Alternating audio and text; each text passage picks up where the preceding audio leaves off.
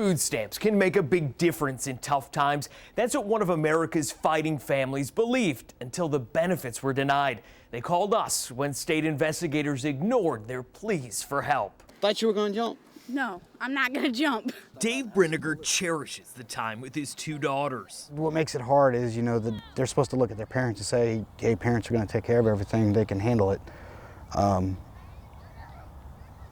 It's very stressful. The stress came after he and his new wife relocated from Missouri for her military job to Joint Base Lewis McChord outside Seattle, Washington. So with Dave's girls, that added a lot of mouths to feed in this large, blended family. Finally, the decision was made, look, I'm having a hard time finding a job. Your military pay is not cutting it.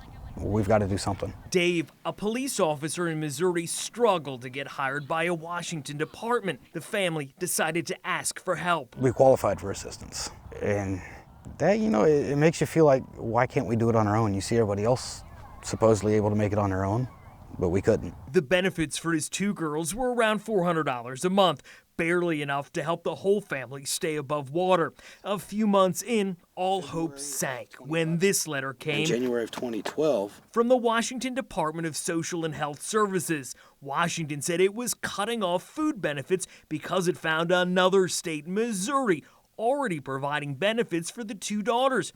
The only person who could possibly be claiming the girls, Dave's ex-wife back in mid-Missouri. When you heard that had to just be, took the words out of your mouth. You ever feel the constriction in your chest where like everything's just been, you've been hitting the chest so hard you've just lost everything? The loss turned to anger when Missouri failed to put a stop to the suspected fraud.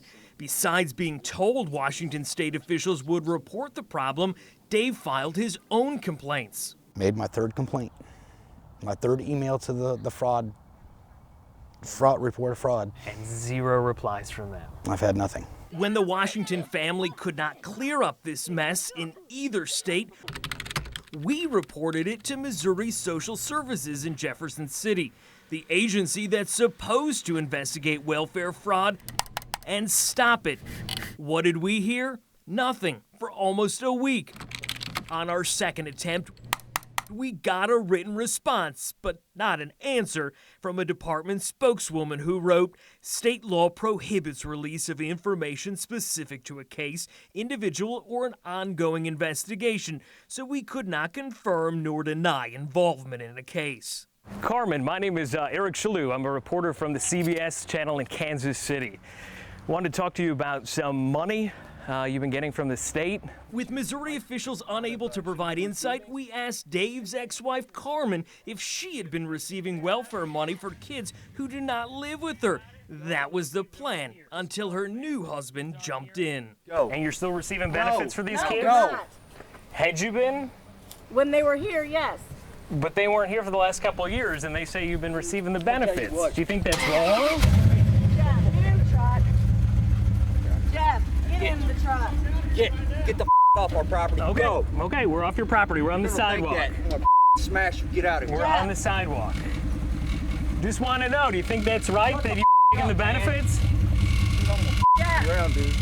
Less than 24 hours after we asked the state of Missouri to look into the case, the military family in Washington says they finally heard back from Missouri fraud investigators. Don't give up. Find the other avenues. If you're not getting what you think you should be getting from the agencies that are supposed to protect you, find somebody that can help you. Don't be afraid to tell your story. We wanted to know more about how the Missouri Department of Social Services investigates public assistance fraud.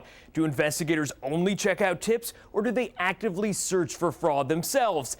Social Services did not respond to our repeated attempts for an interview, keeping the doors closed on a system that handles a lot of your tax dollars. Eric Shalou, KCTV5 News.